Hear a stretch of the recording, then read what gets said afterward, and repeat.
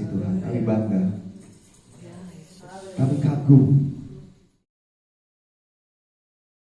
Apa yang terjadi saat ini, detik ini, itu nggak sebuah kebetulan, dalam koridor dan waktunya Tuhan. Nah, kebetulan saya di sini juga bingung jadi pembicara. Basic saya militer. Masalahnya kan kalau militer ya. Itu kan nggak benar tadi. Pasukan akhir zaman. Waduh, siap. Coba Pak, siap buat terobos Pak. Siap. Terobos. Kuat. Kuat. Siap. Siap. Militer. Kuat. Terobos. Luar biasa banget ya. Ini nggak main-main. Ini harus jadi konsep, jadi kekuatan. Karena di militer itu harus cari prajurit-prajurit yang tangguh, fisiknya tangguh, mentalnya tangguh, nggak mudah cengeng. Nah ini pasukan, buset deh. Ini pasukan akhir zaman, nggak apa-apa. Ini nggak main-main gitu. Bahkan komandan kami kalau yel-yel ini dipakai loh. Ada lomba yel-yel juga. Ini karena menjadi sebuah apa ya namanya, harus diteruskan. Jadi saya pakai siap tuh nggak gampang. Siap tuh harus dari lahir ya. Kita dalam keadaan apapun harus siap. Perintah tau nggak, perintah komen harus berangkat. Kadang-kadang kita ini manusia daging tadi menolak atau apa gitu ya. Nah ini siap, kuat. Kalau kami lihat anak-anak itu berdiri gitu, siap, mukanya pandang ke depan. Wah, dari matanya itu kelihatan, dari fisik itu kelihatan. Ini jujur, ini saya tadi sih udah agak minum terus ya, karena emang jujur ya. Jadi gini ceritanya, saya itu 2 seminggu yang lalu itu di swab, vaksin ketiga. Nah kemudian jadi nggak bener langsung semuanya badan saya, terus di swab saya positif. Jadi saya di Osama 2 minggu, saya juga bingung. Pas nanti ini udah jauh-jauh hari, kayak itu udah setting jadwal saya untuk tanggal 23 nggak bisa nggak, ya udah bisa lah. Tapi kok kebetulan, kalau namanya isolasi kan bebas gitu loh.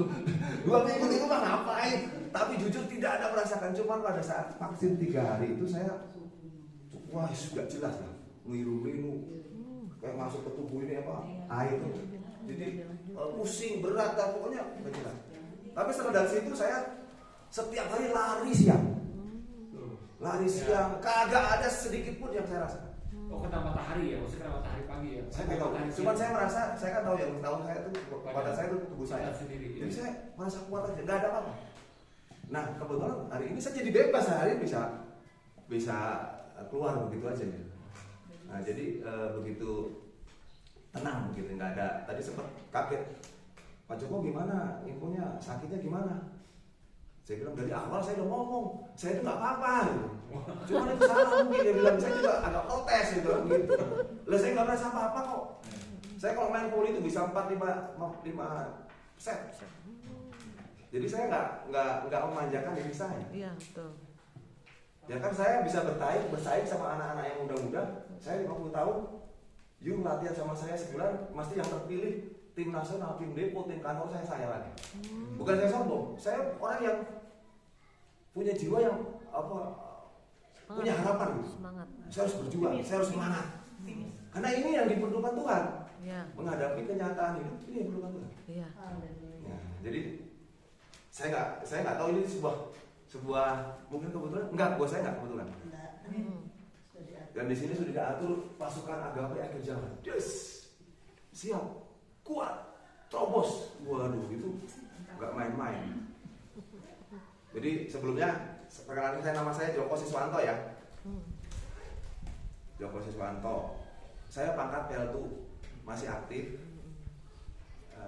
Terus istri 1, anak 3. Kita mencoba untuk, jelas dong, harus semua kembali ke awal.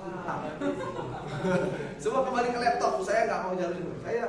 Saya bersyukur di dalam corona ini saya jangan banyak belajar. Saya banyak diam. Saya banyak mencari wajah Tuhan.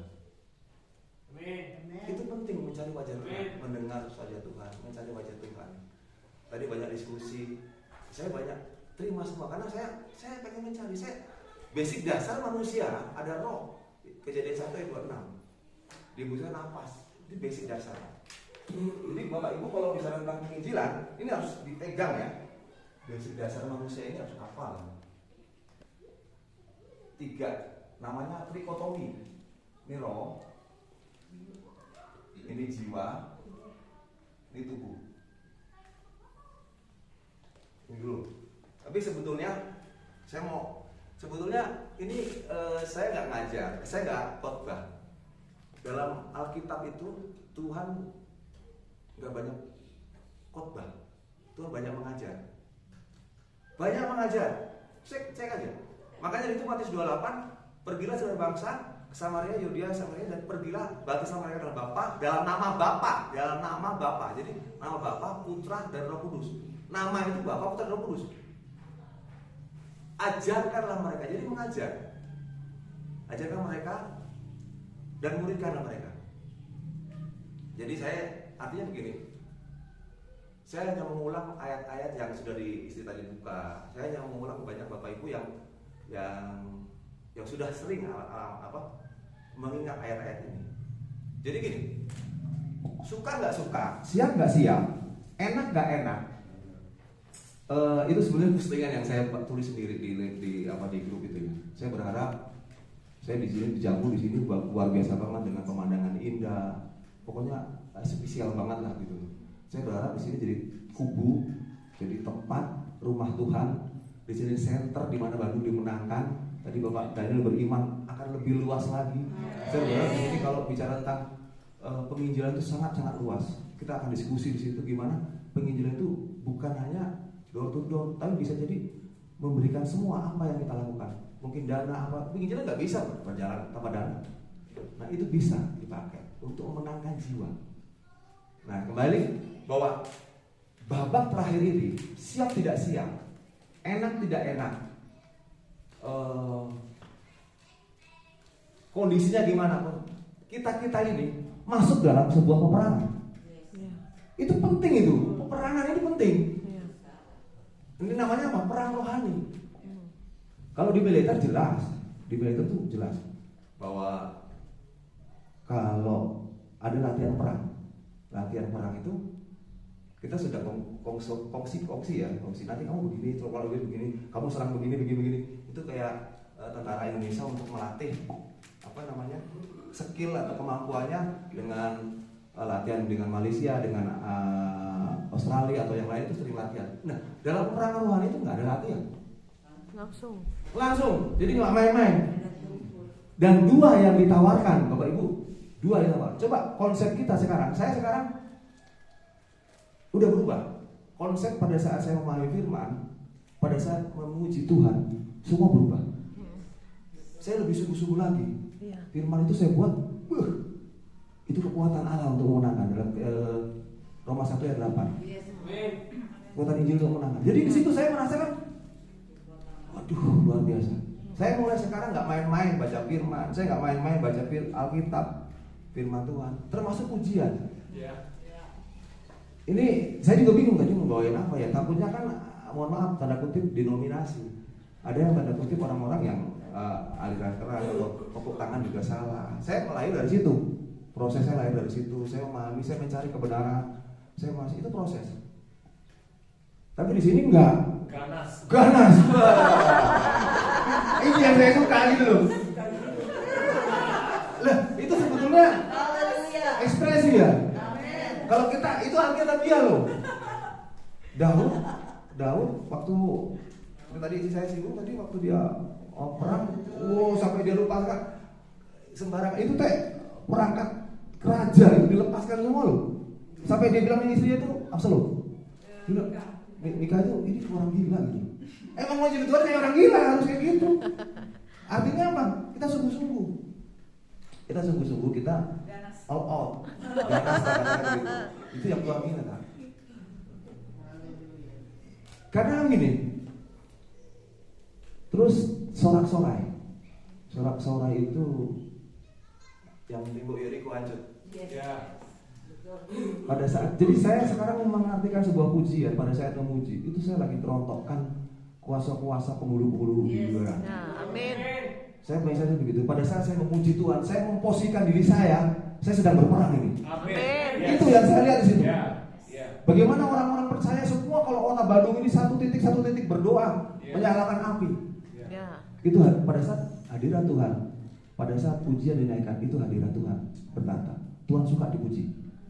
Tuhan bertata di situ. Lah kalau Tuhan bertata, Matius 18:20. Terus apa ya? Saya belajar untuk, saya 50 saya belajar untuk.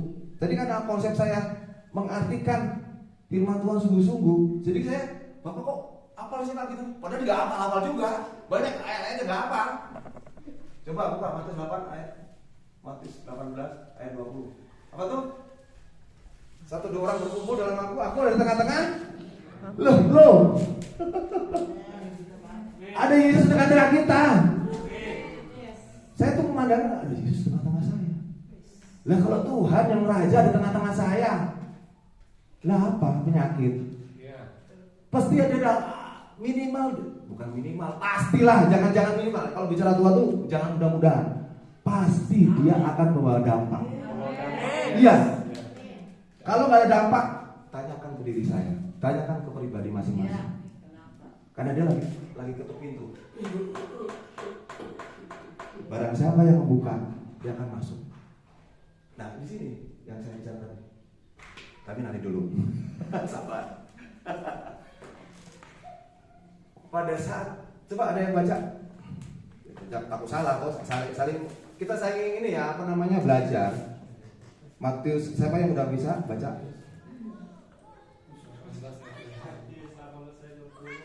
Ya. Sebab di mana 2 atau 3 orang berkumpul dalam namaku, Yes. di situ aku ada di tengah-tengah mereka. Mantap nggak? Jadi pada saat Bapak Ibu berkumpul di sini 1-2 orang, jangan salah. 1-2 orang, saya belajar dulu saya kalau full atau penyembahan kok segini-gini aja, jadi boring. Karena konsep saya boring itu kalau pengennya kita kan banyak, keren banyak gitu ya. Sama, terintimidasi oleh keadaan. Wah, gue berdoa cuma sama papa, anak-anak saya. Terus saya bilang, Tuhan berikan petunjuk, saya pengen menikmati Engkau Tuhan. Karena Yohanes 4 ayat 23. Buka lagi Yohanes 4 ayat 23.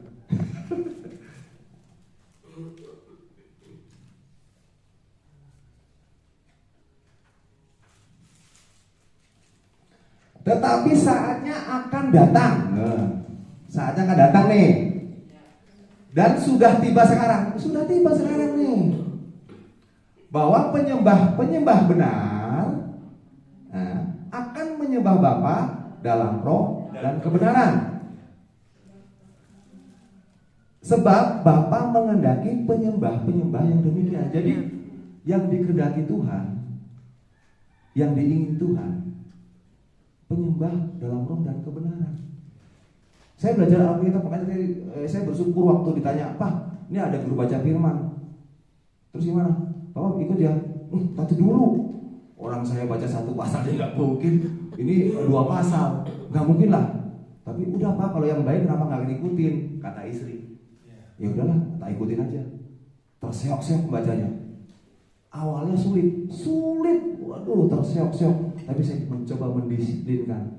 Saya coba. Lama-lama kok semakin asik, semakin mengerti gitu loh. Dari kejadian saya mengerti. Ternyata luar biasa banget firman ini gitu. Jadi jangan anggap remeh Bapak Ibu firman ini. Ini itu adalah manual book manusia. Manual book atau apa ya? Kalau Bapak Ibu beli HP atau beli mobil atau beli apa, kan ada buku petunjuk ya. Nah ini di sini jangan sepele. Itu sekarang apalagi tiap hari di rumah tuh pujian, murtadin terus saja. Semakin belajar deh, tergenapilah bahwa banyak yang terpanggil, sedikit yang terpilih. Yang terdahulu jadi terkemudian. Aku tuh jujur gini loh, murtadin itu bisa menikmati Tuhan. Saya mencoba ya setiap testimoni atau kesaksian mereka, saya coba merenung. Kok mereka bisa menikmati Tuhan ya? Dan Tuhan selalu bilang, anakku, Dia muncul di Yohanes 14 ayat 6, akulah jalan kebenaran. Itu terus. Saya bilang, wih, luar biasa banget Tuhan gua nih. Nah, kalau orang Kristen yang notabene tanda kutip bertahun-tahun ikut Tuhan, nggak bisa ngalami Tuhan, ya repot toh. Ini makanya saya bilang jangan sampai kita terhilang loh. Karena kita ya tadi di sini ada jiwa pikiran kehendak perasaan itu dibeli kehendak bebas, kita berpikir membuat kita tuh Tuhan nggak bisa masuk. Karena itu Tuhan ciptaan kita bukan kayak robot. Tuhan ciptaan kita tuh punya kehendak bebas. Tuhan ciptakan kita itu sebuah partner, sebuah teman, sebuah sahabat sebagai pengganti Lucifer yang telah jatuh. Tadi saya katakan lagi ya, nanti ke sana. Allah itu roh. Allah itu roh. Saya belajar lagi, saya baca diskusi teman-teman kantor. Zat apa sih zat pada cair gas mumet. Terus dari saya bukan yang soy apa al-hayat itu loh, soy betul al-hayat roh gitu, roh itu gimana? Itu saya belajar aja. Allah itu roh, barang siapa menyembah dia harus menyembah dalam roh dan kebenaran. Ini dia mikir roh dan kebenaran. Aku mulai mencerna roh dan kebenaran, roh dan kebenaran, roh dan kebenaran. Aku mikir lagi Tuhan maksudnya apa ya? Karena Tuhan sedang mengajar dari Kejadian. Ada darah yang tertumpah, dia buat korban, penyembahan korban. Terus di situ ada Kain dan Habil, ada penyembahan. Saya bayangin waktu itu, saya mau coba ngebayangin Kain asapnya muter-muter aja gitu, nggak bisa diterima Tuhan loh. Habil, wis langsung terima. Iri, dan Tuhan udah ngomong, Kain, kalau kau panas hati, dosa udah mengintip. Kau harus berkuasa untuk menghadapi dosa itu. Dan artinya kita punya kuasa untuk itu. Tapi Kain nggak bisa gitu, jatuh lagi. Jadi ada, kalau saya belajar di situ, berarti ada korban-korban, ada penyembahan-penyembahan yang tidak diterima oleh Tuhan. Konsep kita harus main dong, akalnya harus main dong. Ya, nah itu penting banget. Kenapa? Emang Tuhan mengajar demikian. Saya mengajar waktu itu di gereja Ajasari. Ini sedikit ya, karena mereka mungkin pendeta itu kalau membawa khotbah atau pengajaran, dia takut kalau menyinggung jemaat yang landai-landai tetap selamat, sekali selamat tetap selamat, Yesus juru selamat. Aduh, kalau buat saya itu makanan-makanan bubur ya. Iya. Padahal saya harus berjuang bahwa banyak yang terpilih, sedikit yang terpanggil melalui pintu yang sempit. Pintu sempit itu bayangin, saya tuh bayangin pintu sempit ya. Ini sesek gitu loh. Harus keluar. Itu saya ilustrasi dulu. Saya Tuhan bener itu enggak. Kalau mohon maaf yang badannya besar ya nggak bisa masuk. Oh ini. Urusin badan dulu. Iya, memang harus dia. Itu penting. Jadi habis khotbah, habis apa? Push. Ini masuk nih. Rokokan gitu. Itu satu saya apa lagi ya? Saya melihat seseorang punya mental, punya gairah, punya pengenalan akan Tuhan yang benar dari tindakan yang terkecil itu. Bu, saya ngomong pendetanya, ini gimana? Saya tahu Pak, cepat saya nggak takut Pak, mereka kabur gini gitu. Oh, nggak berani nyampaikan firman. Ya, begitulah. Akhirnya pada satu saat, pas saya datang, pas ada ada ini, Pak, kita datang di sini, laki-laki semua. Langsung dia tunjuk saya, Pak, bawa firman Pak. Waduh, yang apa? Yang tentang rokok Pak. Waduh. Akhirnya saya coba untuk ya, karena firman Tuhan itu pedang bermata dua, ini tajam. Dia bisa memecahkan, dia bisa menembus, bisa memisahkan itu.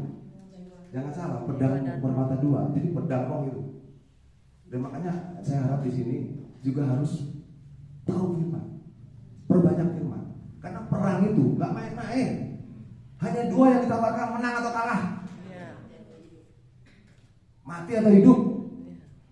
Bapak Ibu, pohon sekarang konsepnya, pikiran hatinya dirubah, bahwa hidup ini cuma dua ditawarkan sama Tuhan, mati hidup, surga neraka. Dari surga neraka aja udah ngeri loh.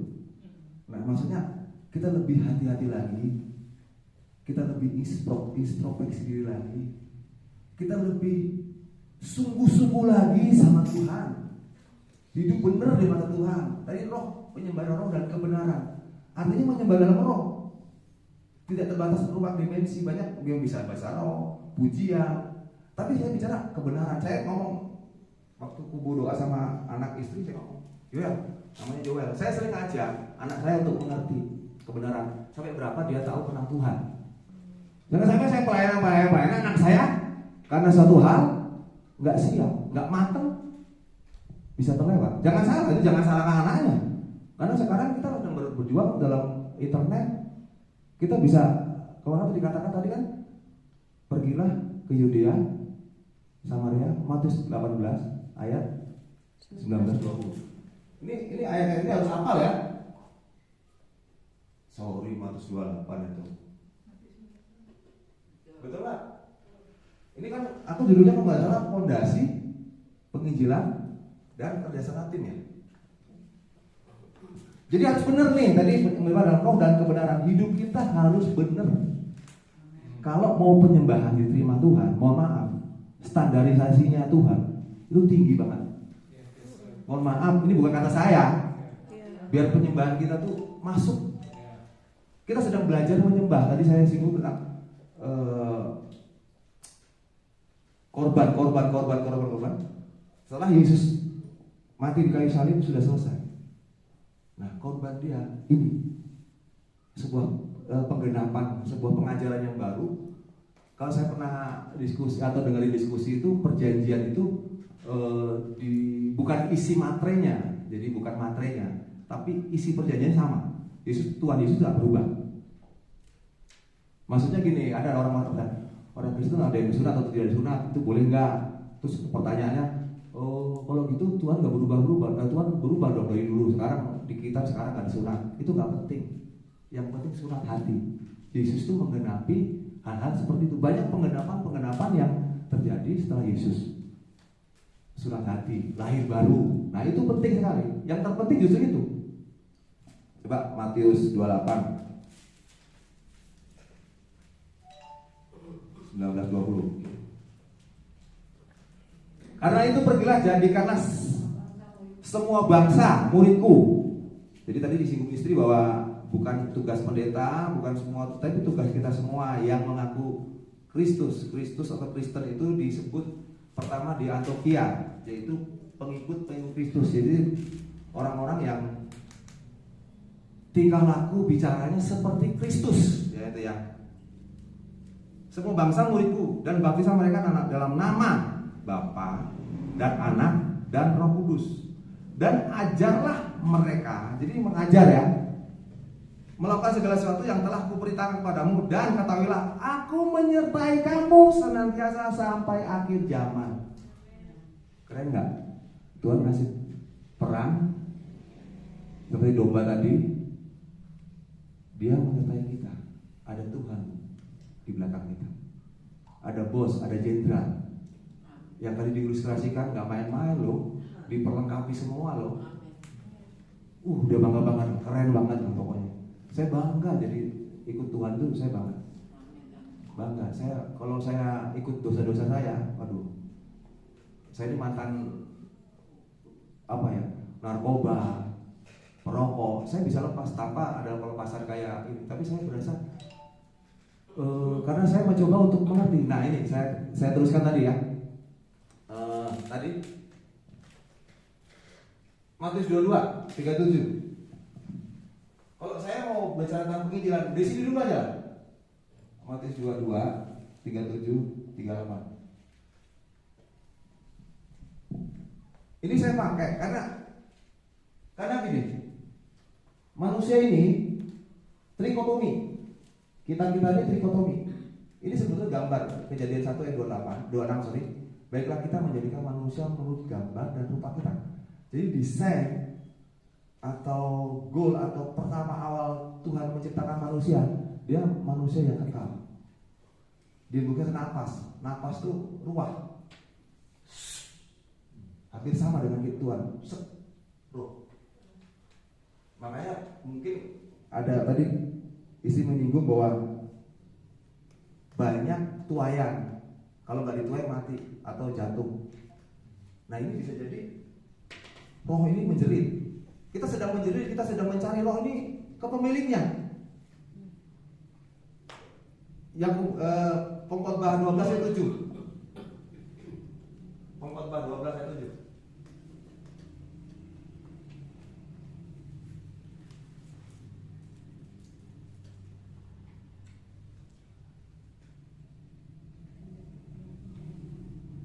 Dan debu kembali menjadi tanah seperti semula, ya. Unsur manusia ada tanah.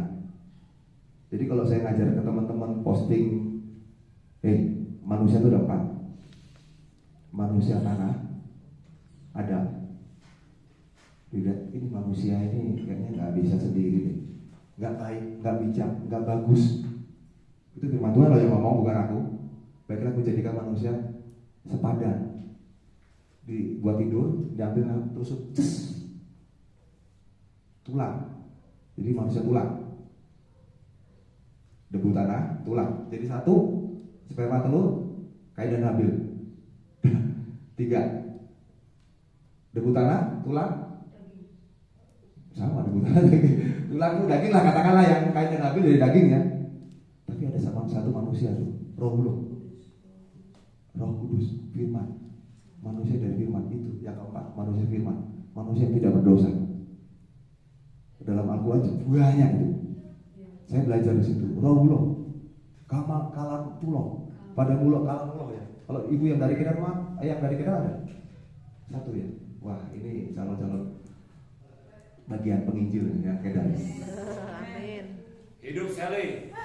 Sally ya. Bu ke dalam bahasa, saya pengen belajar bahasa Al-Quran bu. Benar, karena saya banyak bergaul di situ, jadi untuk pengetahuan. Jadi debu dan debu kembali menjadi tanah seperti semula dan roh kembali kepada Allah yang mengaruniakannya. Nah ini, Bapak Ibu sekarang sedang berpuasa, ini sedang menghidupkan roh ini, karena dimensi roh, mematikan daging, belajar.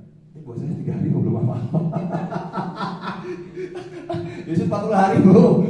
Harusnya ini jadi habit kebiasaan kita. Dalam kedokteran juga detox. Lebih sehat. Ini penting. Ini kita sedang mempertajam roh kita ini, memberi makan roh.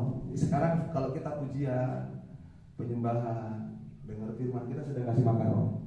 Karena tubuh kita ada 3. Roh. Ini sadar dulu, roh, jiwa, dan tubuh.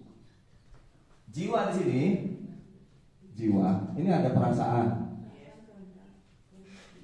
sedih, sakit hati, sakiti, itu ya. Melki mana? Kehendak, ada pikiran, dipuji, waduh langsung dikecewakan, sakit, itu jiwa Pak. Saya lagi belajar lagi, ini nanti satu sesi di mana kita mengundang gimana memenangkan jiwa-jiwa yang sakit. Saya belajar lagi, ada yang ketempelan, ada kesurupan. Ini main di sini. Ini harus tahu nih, gimana caranya untuk ini teknik aja ya. Tadi kan terus tubuh ya, jelas tubuh ya. Tubuh jadi harus tahu dulu, roh, tubuh dan jiwa. Tubuh jelas. Makan, nah ini tubuhnya dikecilin. Hari ini nggak makan dulu, bertahan. Tapi pas saya juga minum, nggak apa ya. Tapi saya udah 3 hari juga nggak makan sampai jam 5. Disarankan juga gitu. Tubuh jelas. Ini kita belajar untuk melatih tubuh kita. Kalau di militer jelas, basic dasar. Waduh, 4 bulan basic dasar atau basic dasar militer itu orang bisa turun 10-15 kilo. Karena disiplin bu. Siang hari siang, bangun tidur ditembaki, bangun nggak batal dipegang lah apalah. Saking stresnya melatih untuk jadi mindset seorang prajurit sipil jadi militer. Mental sipil jadi militer itu dirubah di pendidikan. Nah juga kita harus mentalnya berubah. Jadi orang duniawi, konsepnya menjadi warga kerajaan surga. Mentalnya harus berubah. Ini nggak gampang. Ini bicara di sini ini nggak gampang loh. Waduh, ini tiap hari belajar terus. Itu 4 bulan Pak latihan di situ, pagi jam 5 ditembaki, sampai buncut kepalanya, nabrak temennya. Bener itu. Terus ada yang bawa bantal lah. Wih, mana senjatamu? Aduh. Bapak Ibu dalam perang, istri pertama kalau pengen tahu militer adalah senjata. Istri pertama senjata, istri kedua tuh. Bener, jangan cemburu, dia sudah kontrak dengan saya. Istri pertama itu senjata. Lah Bapak Ibu bayangin kita perang rohani. Senjatanya nggak bawa. Di situ kalau kita buka Efesus 6 ayat 12 jelas. Nanti kita buka. Coba kita buka sekalian langsung. Karena ini penting.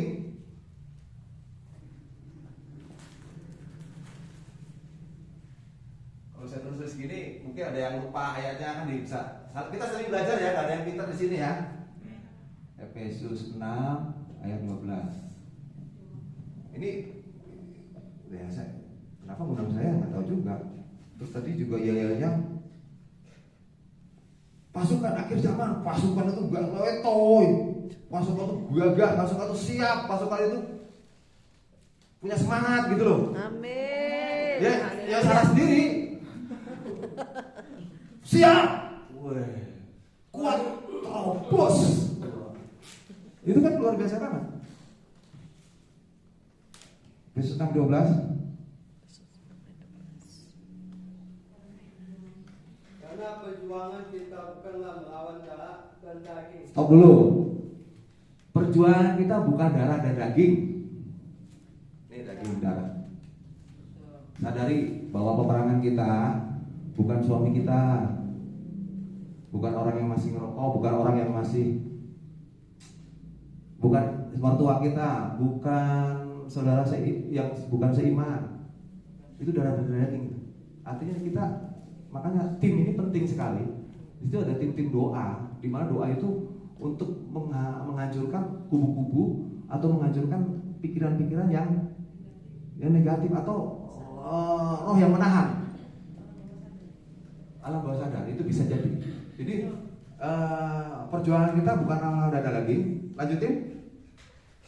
Tetapi melawan pemerintah, melawan penguasa. Melawan pemerintah. Jadi stratanya jelas pemerintah. Jadi strata karena gini. Waduh, ini seru banget sebetulnya sih. Seru, Bapak Ibu.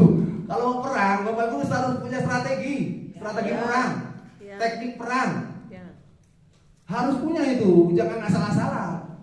Strategi perang, cara berperang, teknik seni berperang, itu tahu. Jadi minimal kalau sudah tahu teknik, cara, kita mengerti, mengidentifikasi musuh. Terus siapa kita, bagaimana kelemahan kita, bagaimana pola cara iblis menyerang, gimana teknik caranya, itu minimal kita mengetahui.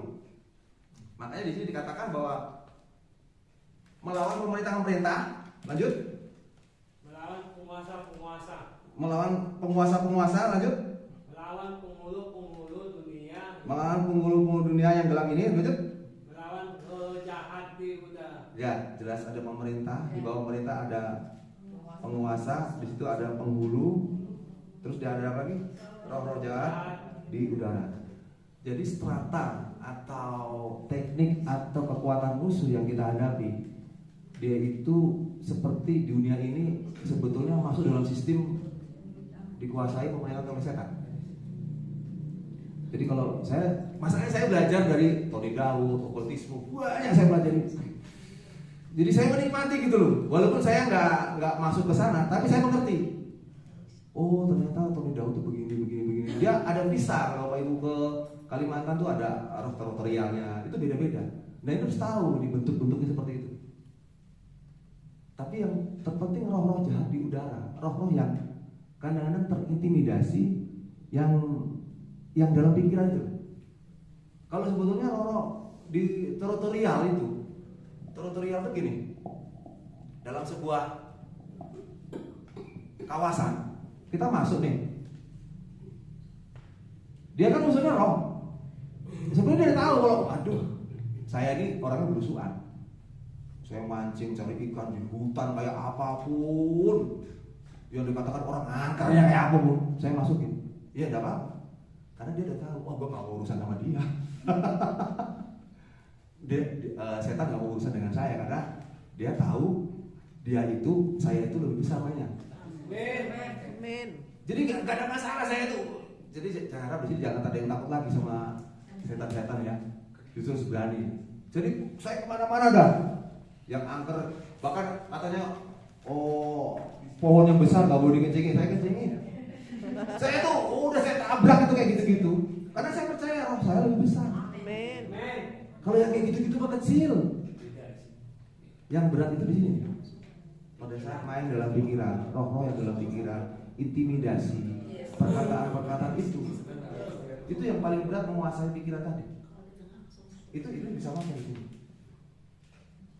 Jadi jelas bahwa perang itu perlu strategi, perlu cara. Saya banyak orang percaya tidak mengerti. Bahkan dalam dunia marketing itu namanya ada analisa SWOT, betul Pak ya? Bapak mungkin tahu ya, analisa SWOT itu mungkin dianalisa ini caranya begitu ya. Nah, dalam militer, kalau saya ngomong sama teman-teman yang mau perang, bukan mau perang, saya juga belum perang.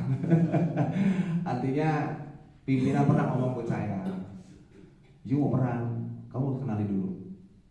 Ada istilah namanya cumemu." Apa? Cumemu. Cuaca, medan, musuh. Apa? Cuaca medan. Iya itu. Cuaca medan musuh. Jadi harus tahu. Cumemu. Sorry. Cuaca medan dan musuh. Cumemu.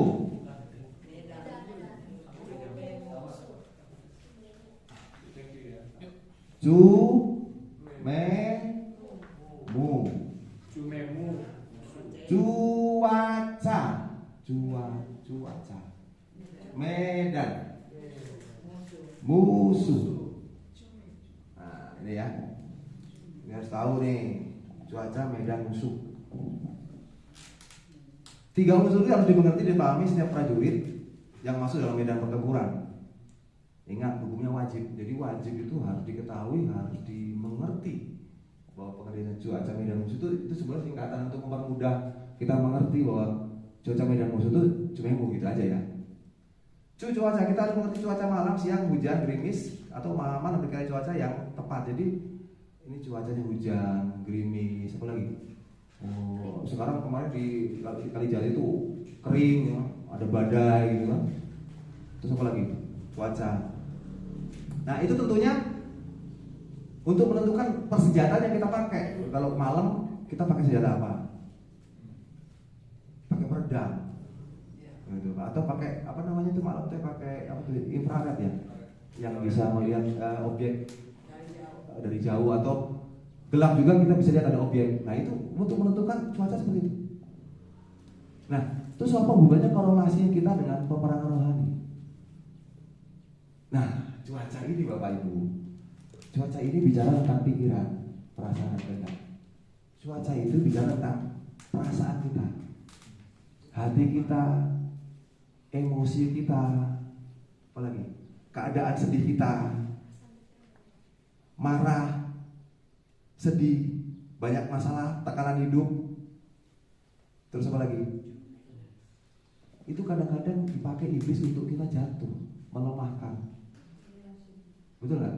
Pada saat kita, cuacanya nggak enak nih, hatinya nggak mood, sakit gigi tadi, cenuh gimana menyembah Tuhan. Itu harus dikalahkan cuacanya, harusnya tetap bersukacita. Itu kan cuaca yang ada gitu. Emang gampang menyembah Tuhan kalau belum makan atau di rumah mikir, aduh besok gimana bayar kontrakan? Itu harus terpikir oleh kalau saya di penginjilan itu bicara roh, tubuh dan jiwa harus dimenangkan.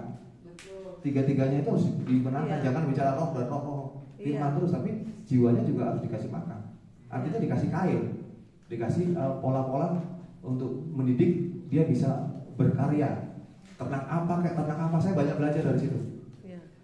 Tentang black shadow banyak, nanti kalau mau cerita banyak.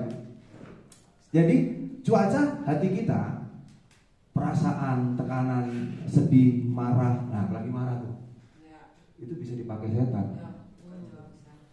Hati-hati. Iya. Saya bersyukur di sini Bapak Ibu punya hati, punya frekuensi, punya kerendahan yang sama dengan Tuhan. Terpanggil untuk gimana nih saya belajar untuk menyenangkan Tuhan melalui apa? Memenangkan jiwa-jiwa. Ini gak gampang loh. Karena konsep ini dipakai oleh iblis loh. Rumah doa Tuhan, pakai hidup kami Tuhan.